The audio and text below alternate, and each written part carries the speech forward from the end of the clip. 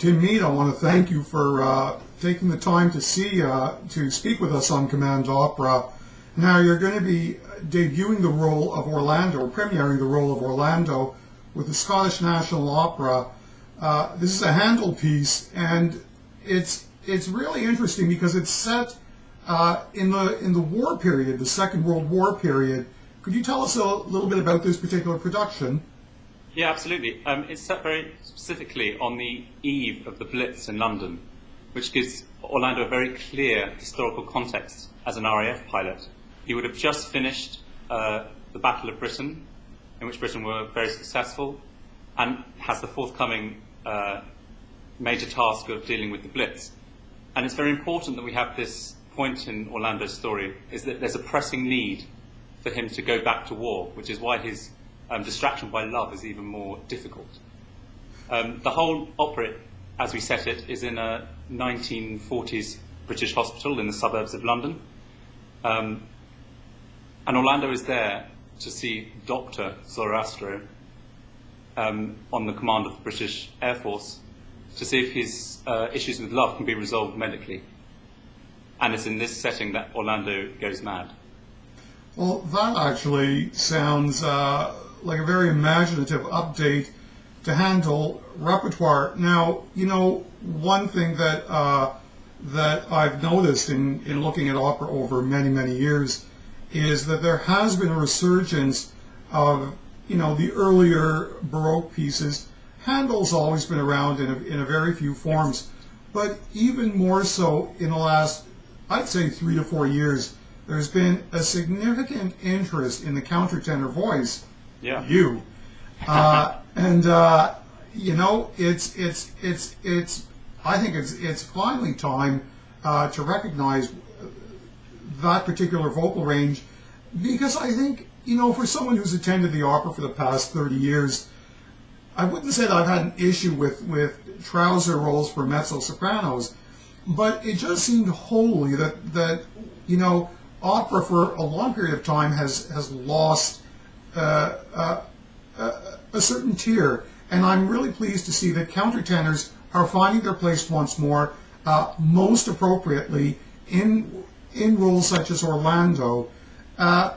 Now, let's talk once again about the work itself, Orlando, if you don't mind. I'll go back to that for the moment. Tell us something, give us something of a synopsis of this particular work, Handel, this Orlando. Well, the story is primarily, it's taken from the writings of Ariosto originally, and it charts the journey of Orlando, a great military or war hero who is in love with a lady called Angelica, who in turn is in love with another soldier called Medoro. And the story centers around the fact that Angelica betrays Orlando in love. She'd rather be with another. And Orlando, despite all his strength and all his success, it's the one thing he is unable to deal with, and he descends into madness, from which Zoroaster attempts to cure him. And by the end of the opera, we should assume that he is just about cured from this mental problem that he has. Orlando, in the original work, is a Carolingian knight, or it's written, for those readers who don't know, the Carolingian Empire is in France. 700s, 800s is about that period where it's taken from. The interesting update that you're doing, I find absolutely perfectly placed. I mean, it's not often one can update a work, let alone something as allegorical as one finds most Handel works, which this one is particularly.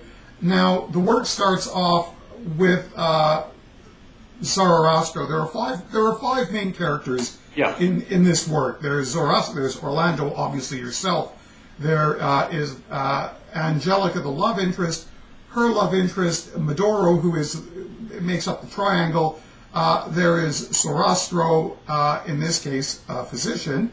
And then there is Dorinda, who is the sort of third wheel of the triangle, I guess, if you were, who nobody seems to want, which we feel very sorry for Dorinda. The work starts off with Zoroastro, with an air from Zoroastro, take us through that and how you walk in with your Arioso Stingata della Gloria, and take us through that now. Well, when the curtain rises on this particular production, we see straight into a treatment room in the 1940s hospital. Orlando is undergoing a series of tests so Zoraster can ascertain his state of mind.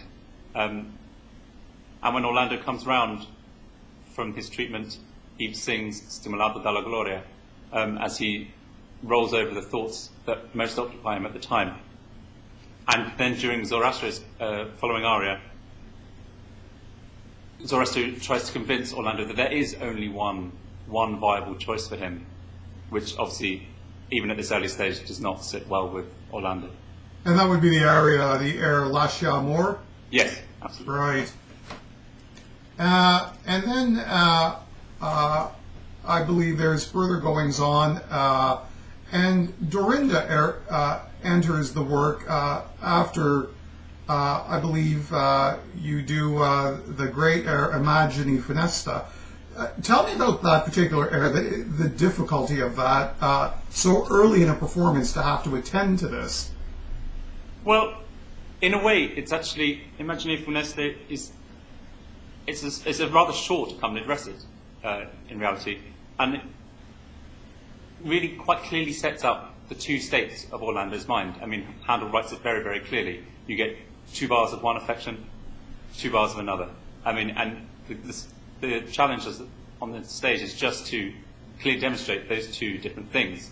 The way we have it in this production, I've just been shown a slideshow of the dangers of letting love rule your professional life as a soldier or a military man, and how this weakens your judgment, or so they say. And so in the context of this production, I'm just mulling over those thoughts in my head, and the recit actually works incredibly well just to balance the arguments at the very outset of the opera. And Dorinda enters. Take us through that part of the work.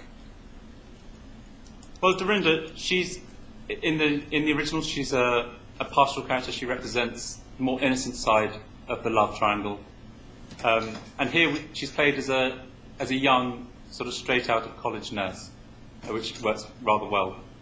And she represents the real heart of the opera, I think, in many ways, because she's so genuine and so kind, and despite all the hardships she has to go through with being rejected by pretty much everyone. Well, we then get into Act 1, and we meet the lovely Angelica and Medoro together. You're not in this scene, but tell us about how they meet and how this all sort of blossoms for them. I think from the very outset you know that Angelica and Medoro are definitely in love. At this stage we're not quite sure how Orlando will react to this. We don't quite understand how dangerous a man he might be.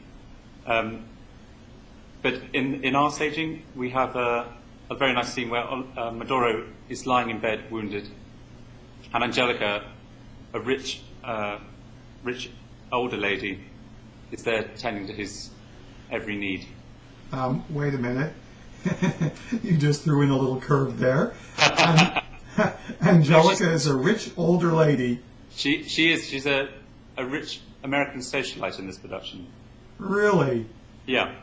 Well, that is very interesting. You know, it's because in reviewing the work, in reviewing Orlando, I just had not put that in there. And this is, however, you know, in some way it makes a lot of sense for this production. That is really quite interesting. Well, it makes it interesting because Angelica then becomes, with her slightly older age, and she is the only one with greater experience in love. Orlando, you get the sense that he's not so experienced, which is why he is driven so crazy by the situations that surround him. So they meet in the hospital ward, and they fall in love. She's tending him, and